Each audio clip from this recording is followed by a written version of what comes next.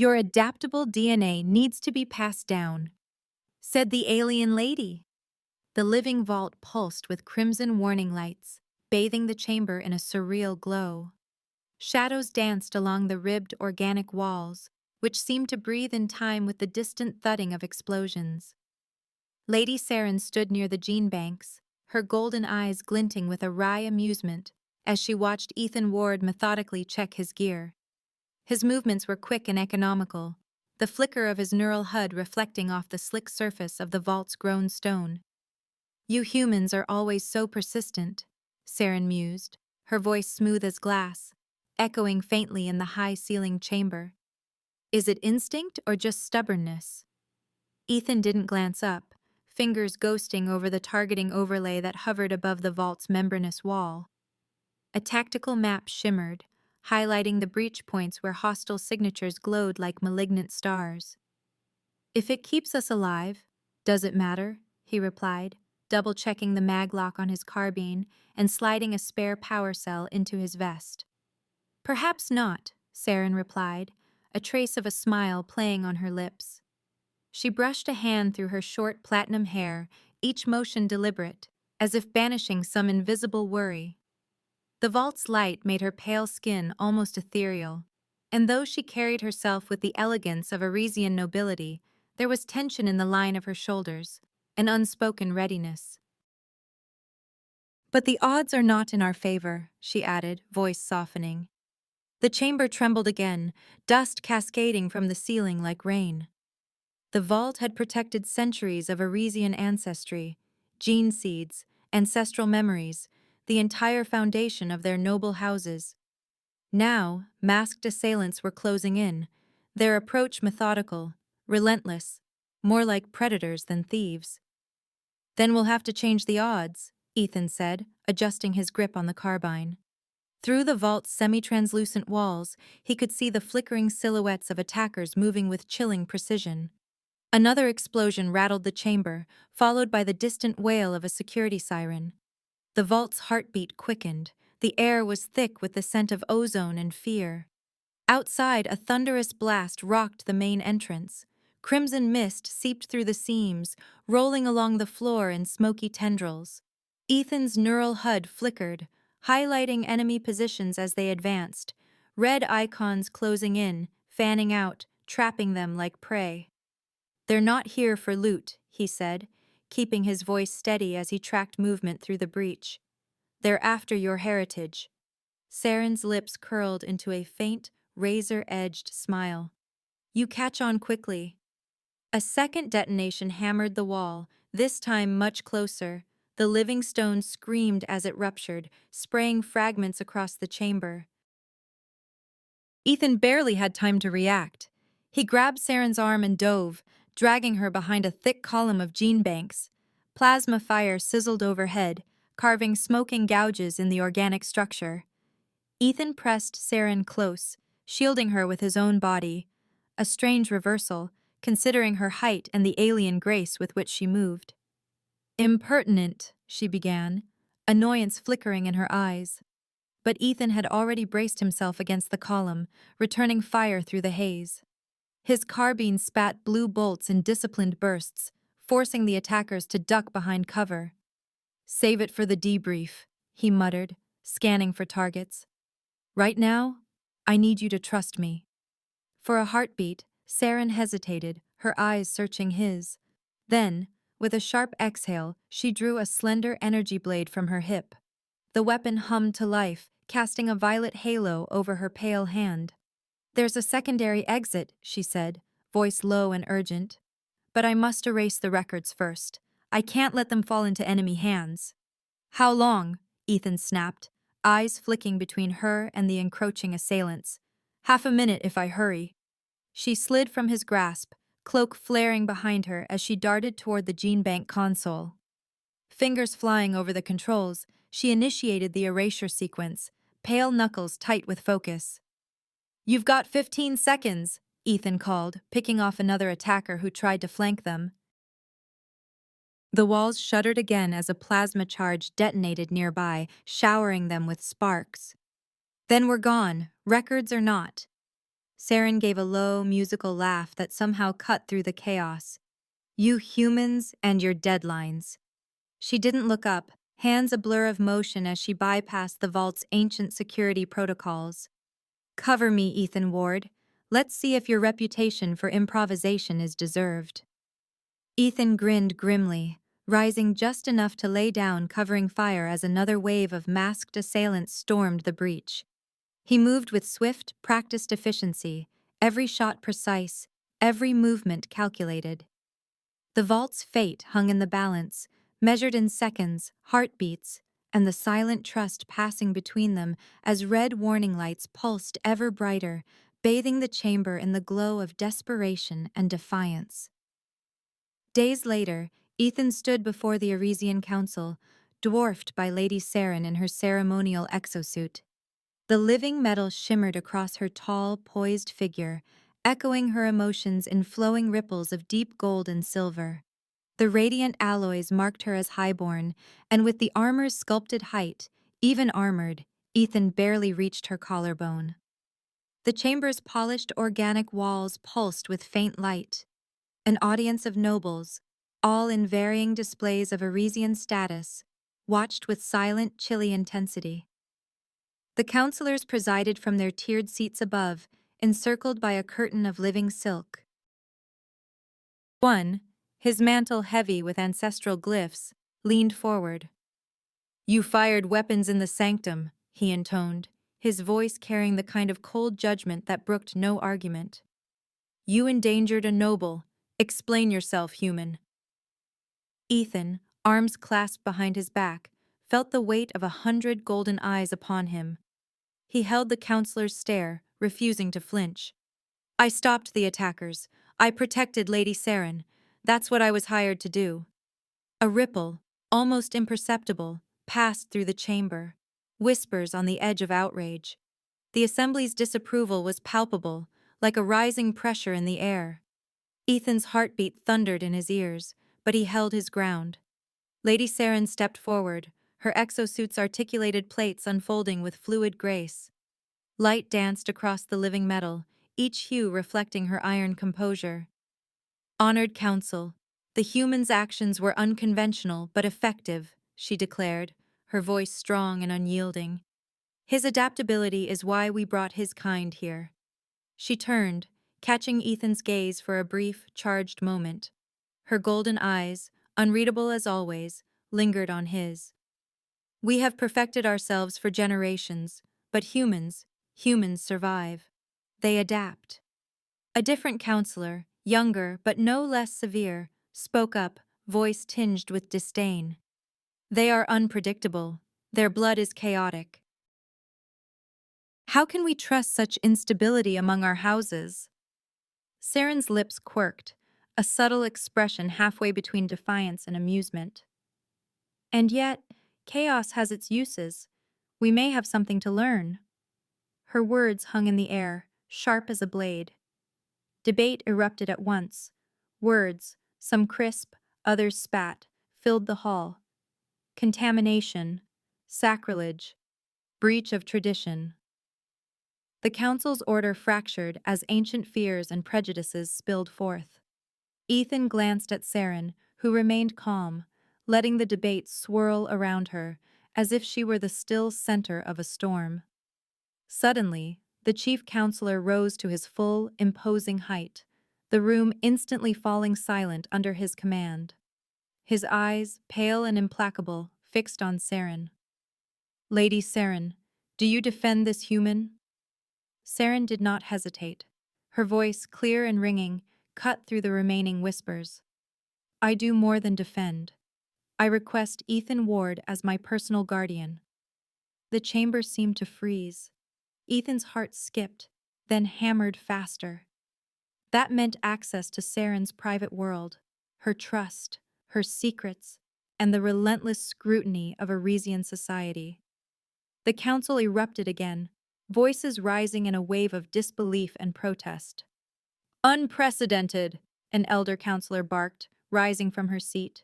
"No outsider has ever—" Saren turned to face them, her stance unyielding. "Our sanctum was nearly lost. The humans' methods work. I intend to study them, and him.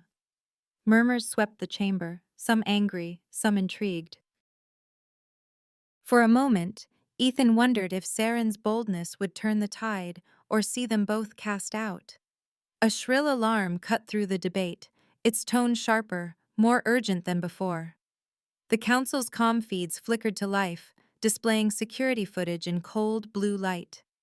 On the holoscreens, masked figures stormed the gates of another noble estate, energy weapons flashing, sentries falling. The attack was unfolding in real time, its violence stark and immediate. Saren's exosuit shifted, armor plates rearranging with a fluid hiss, adopting the trim, mobile configuration of battle. Her focus snapped to Ethan, her presence suddenly fierce. Your contract includes emergency response, Ethan Ward. Will you honor it? Ethan glanced at the feeds, then checked the charge on his carbine, instinct taking over. Lead the way, my lady. Saren nodded, already in motion. They strode from the chamber together, the crowd parting before the undeniable authority of her command. Ethan matched her stride, legs moving quickly to keep up with her effortless, predatory pace. The energy between them had shifted. No longer counselor and outsider, but battle-forged allies. As they passed beneath the chamber's arched exit, Saren's voice was low, threading beneath the renewed chaos. You know, she said, a spark of old mischief flickering in her eyes, I could have you disciplined for your insolence. You could try, Ethan replied, scanning the tactical data streaming through his HUD. His voice was light, teasing, but his eyes were scanning every corridor ahead. But then who'd keep you alive? Saren's golden eyes flashed, amusement glinting across the surface. Your species' unpredictability is intriguing. They reached the shuttle bay in a flurry of armored boots and tense anticipation. A Rizian pilot saluted Lady Saren, their eyes flicking warily to the human by her side. Saren's exosuit adapted, sleekening to fit the shuttle's confines as she settled into the command seat. Ethan took his place beside her, carbine across his lap. As the shuttle tore free from the docking ring, Saren watched him with open curiosity, her gaze lingering on the scars that traced his knuckles and the quiet alertness in his posture. Ethan caught her staring and flashed a crooked grin. Just don't dissect me until after we stop the next attack. Her laughter was low and genuine, rich with a warmth he hadn't heard before. No promises, human. The shuttle banked toward danger, twin trails of blue fire marking the beginning of a partnership neither Arisian tradition nor human unpredictability could have foreseen.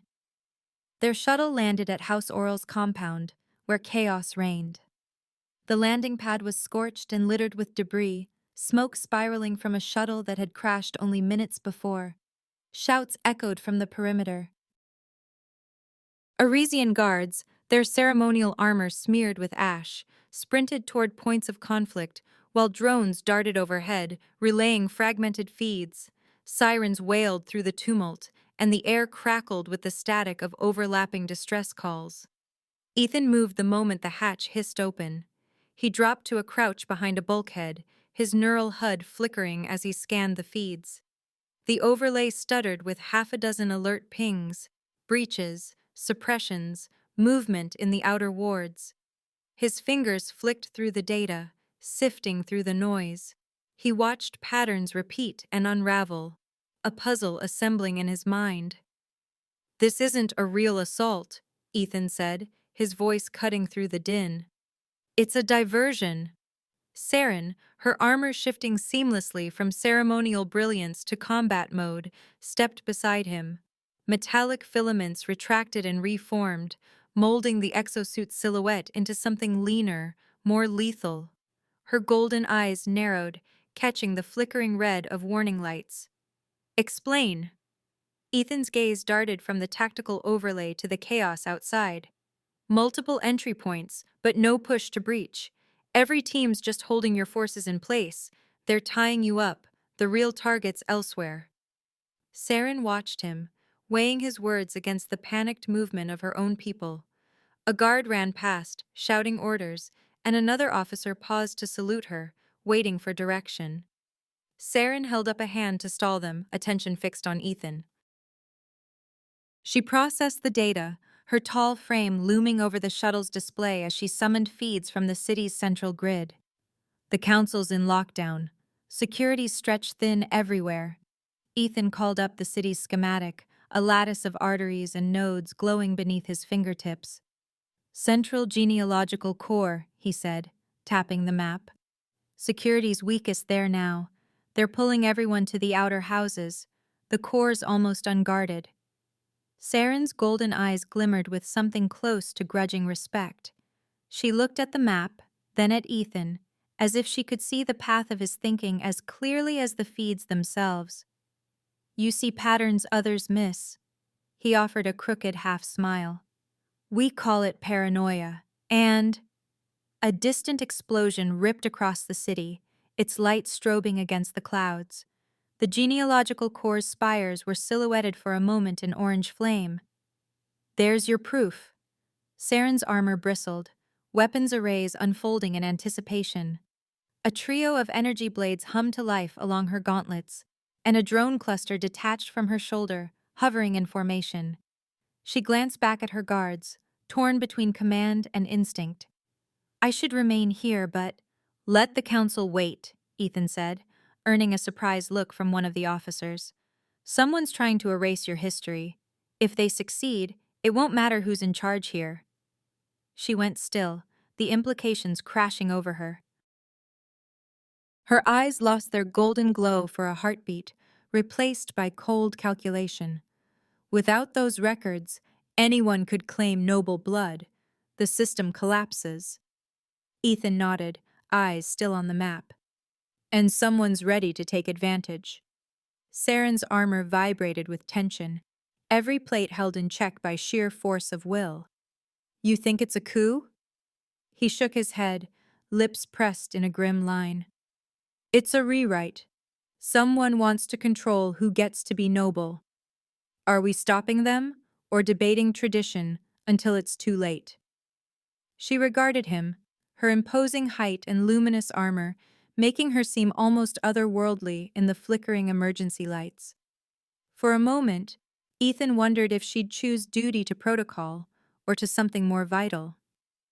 You would fight for our traditions, she said softly, her voice nearly lost beneath the wail of sirens. Even as you question them? He met her gaze, steady and unyielding.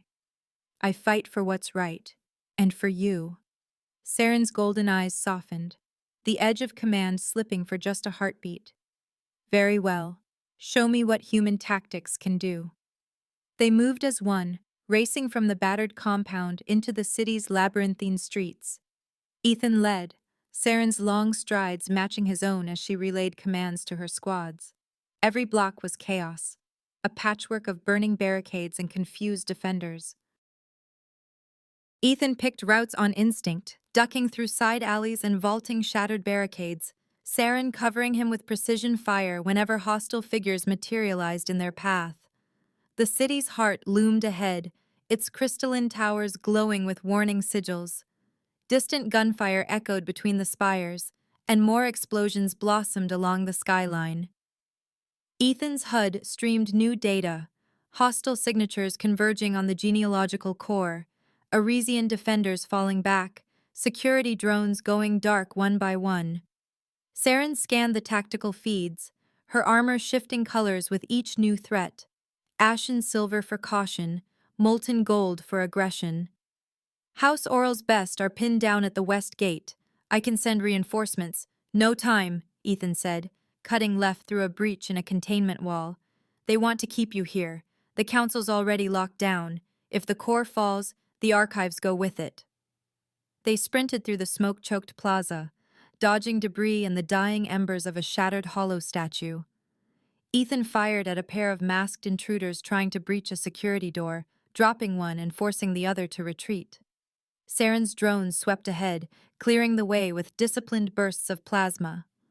Inside the core's perimeter, the air was thick with ionized residue. Ethan's breath came in short bursts, but adrenaline carried him onward. Saren, tireless in her exosuit, was a constant presence at his side.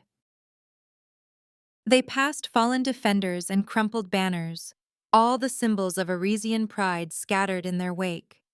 As they reached the Corps' grand entrance, Ethan paused, scanning the massive doors. They're already inside. Too many breach signals to be a bluff. Saren pressed her palm to a control node. Her armor interfaced with the ancient security protocols, unlocking the doors with a deep, resonant hum. If we fail, there will be nothing left to defend. No houses, no legacy. Ethan nodded, checking his weapon. Then we don't fail. They slipped into the archive's twilight corridors, Saren's steps eerily silent for her size. Holographic trees shimmered in alcoves, each bearing the genetic code of a noble line. Shadows flickered, attackers moving with desperate speed, data spikes in hand. Saren dispatched two with ruthless efficiency, her energy blades carving arcs of light. Ethan moved through the chaos, covering her, thinking 3 steps ahead. Every console was a potential threat.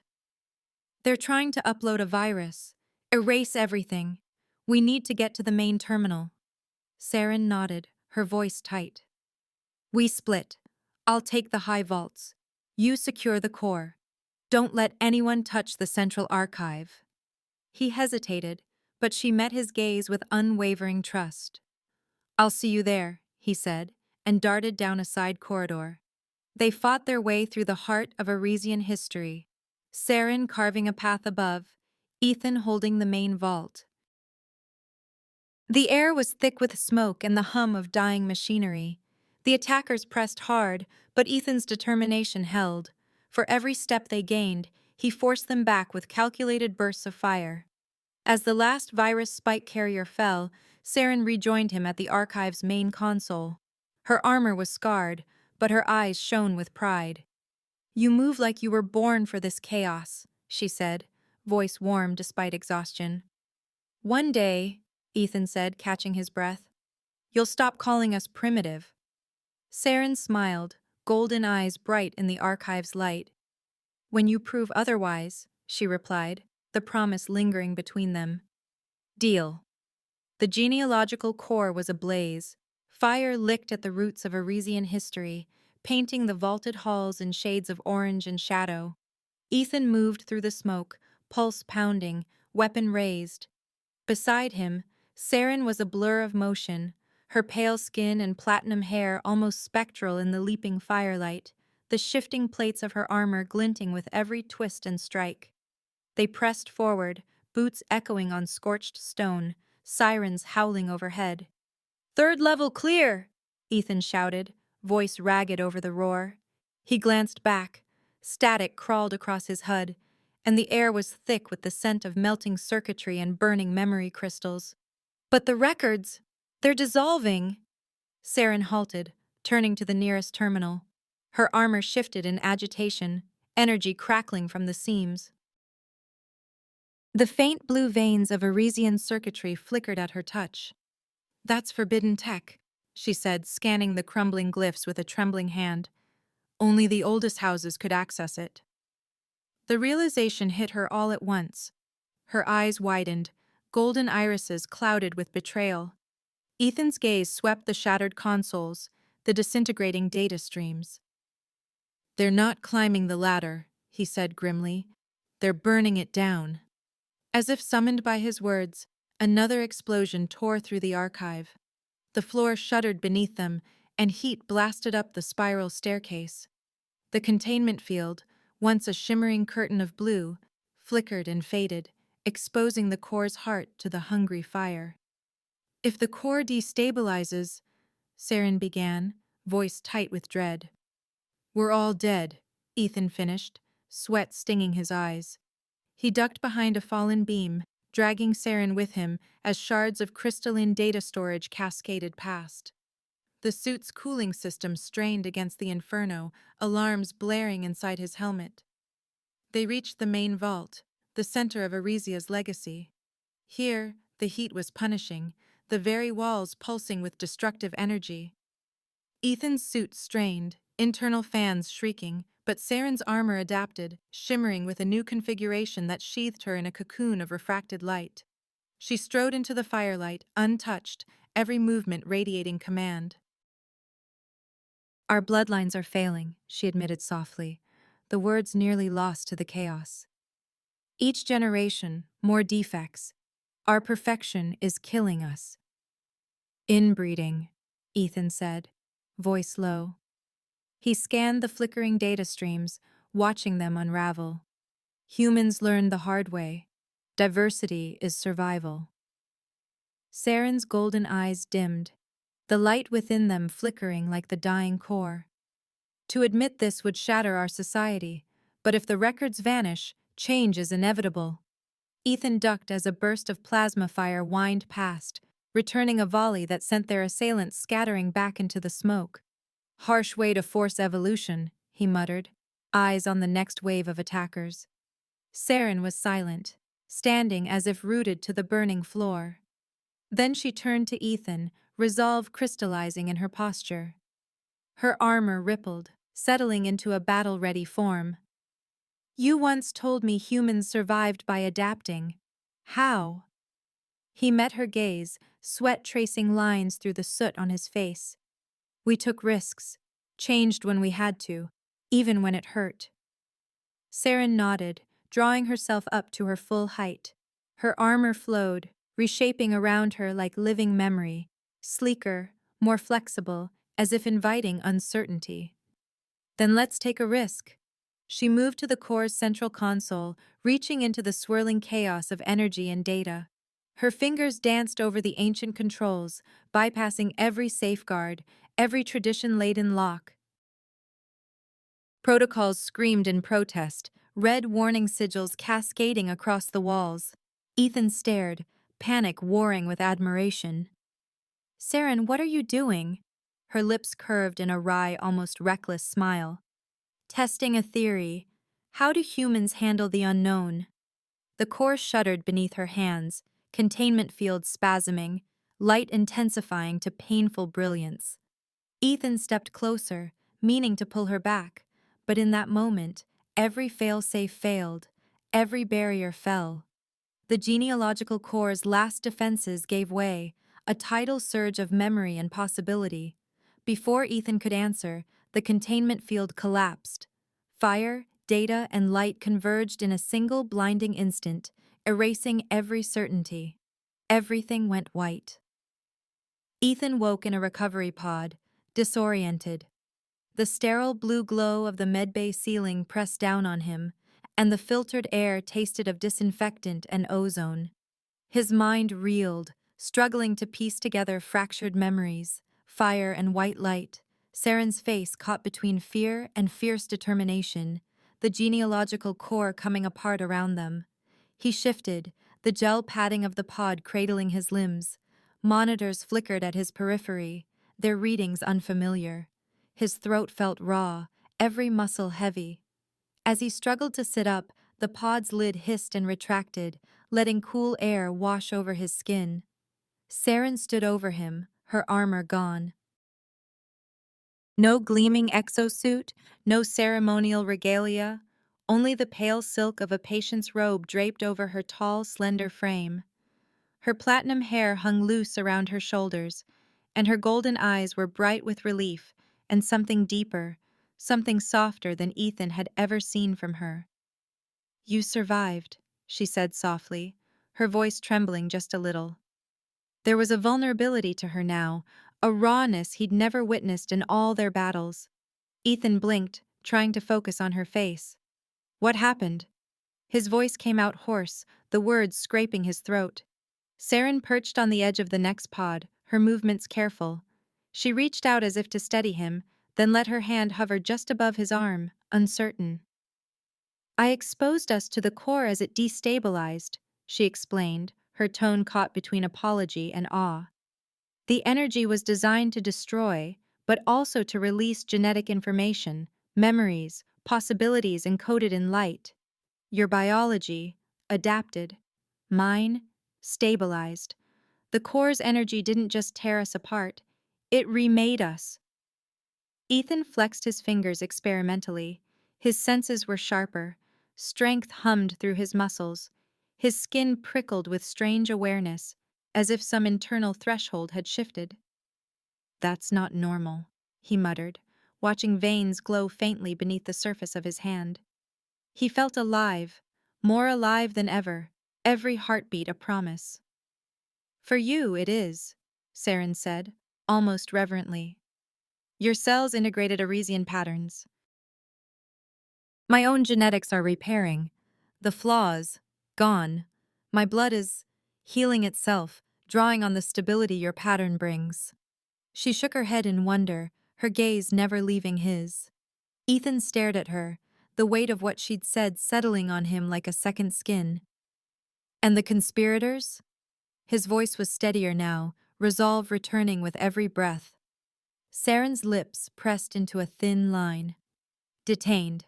The council had no choice. The evidence was overwhelming. Attempted annihilation of our records, the use of forbidden technology. The old guard cannot hide behind tradition anymore. The council must face the truth. Change is our only hope. You are the proof." He let out a slow breath, the last remnants of adrenaline fading. "So what now?" Saren stepped closer, the shadows of the medbay falling away from her face. She was tall, luminous, but somehow less intimidating now. "Our genetics are now intertwined," she said, her voice gentle, earnest. "The council wants to study us, to understand how we survived, what we became together." Ethan's eyes narrowed. "I'm not a lab rat," he warned, a hard edge slipping into his tone. "If they think—" Saren interrupted with a small, genuine smile, her golden eyes warm. "No, you're my chosen mate." She said it simply, as if the declaration was both a fact and a promise. Ethan blinked, taken aback. "Excuse me?" Saren's cheeks colored just slightly, a delicate flush beneath her pale skin. "It is logical. Our bond could save my people." "Arisian tradition allows the highborn to choose, and I choose you. Not just because of what we've become, but because I find your presence pleasing."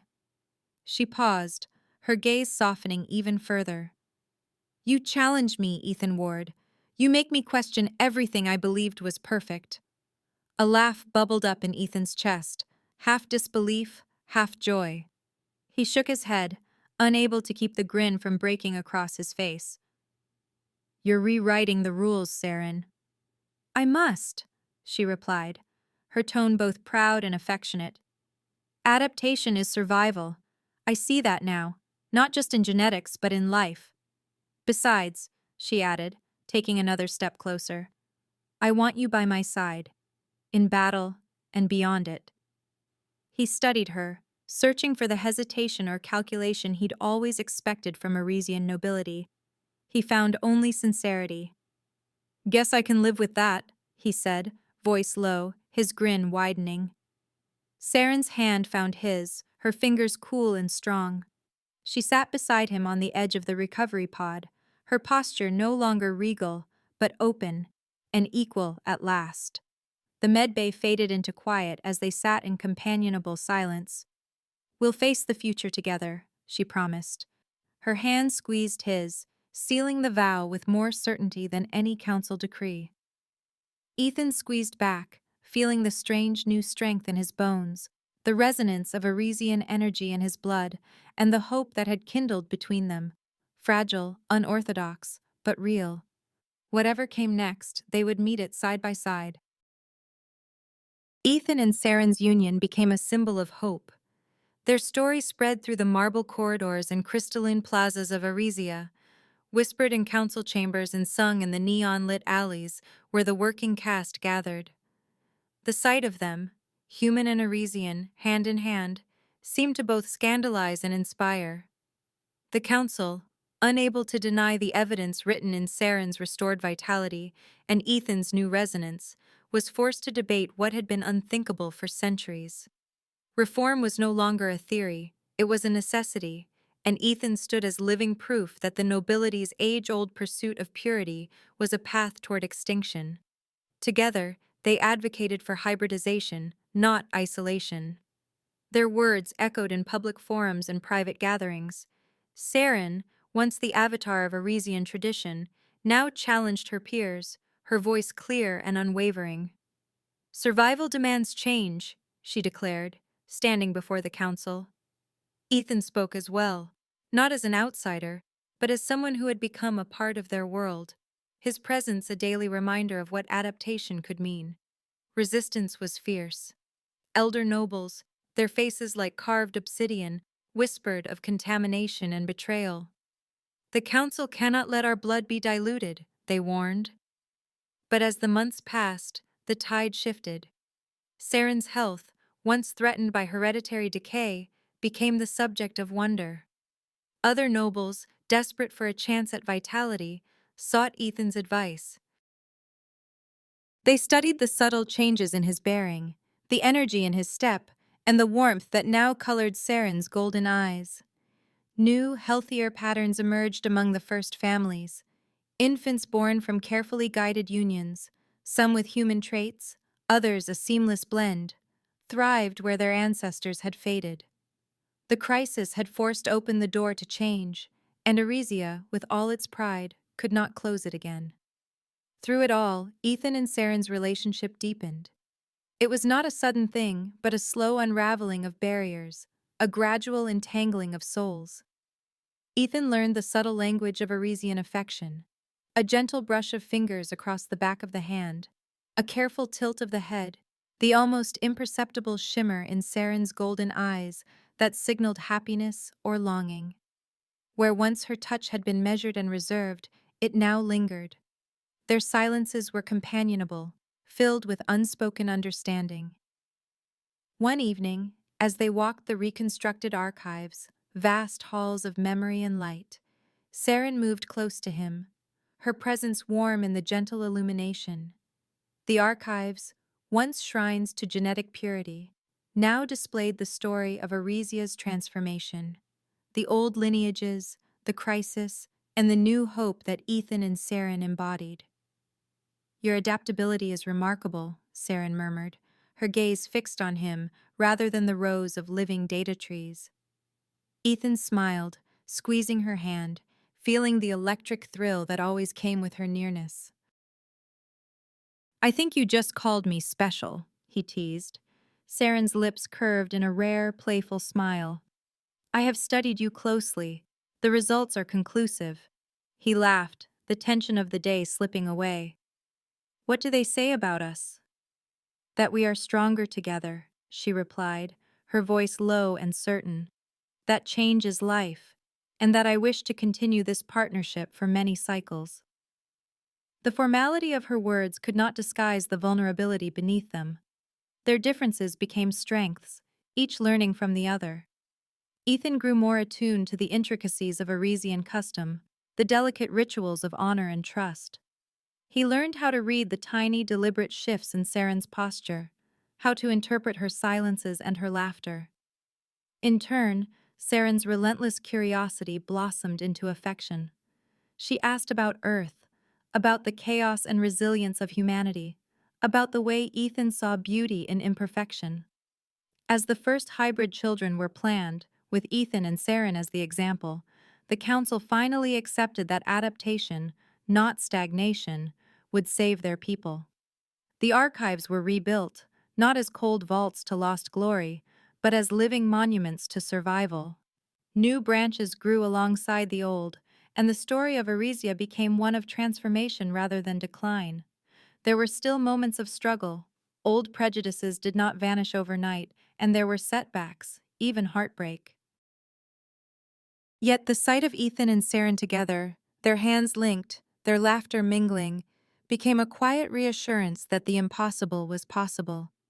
One night, as they walked beneath the city's glowing lights, spires gleaming above, walkways buzzing with life, Saren paused, drawing him close. The gentle breeze caught her platinum hair, and her golden eyes shone with affection and pride. "You changed everything," she said, her voice no longer guarded, but open and full of wonder. Ethan smiled, entwining his fingers with hers. Not alone. We did it together. She leaned down, her lips brushing his in a kiss both soft and certain, a promise for the future, witnessed only by the living city that surrounded them.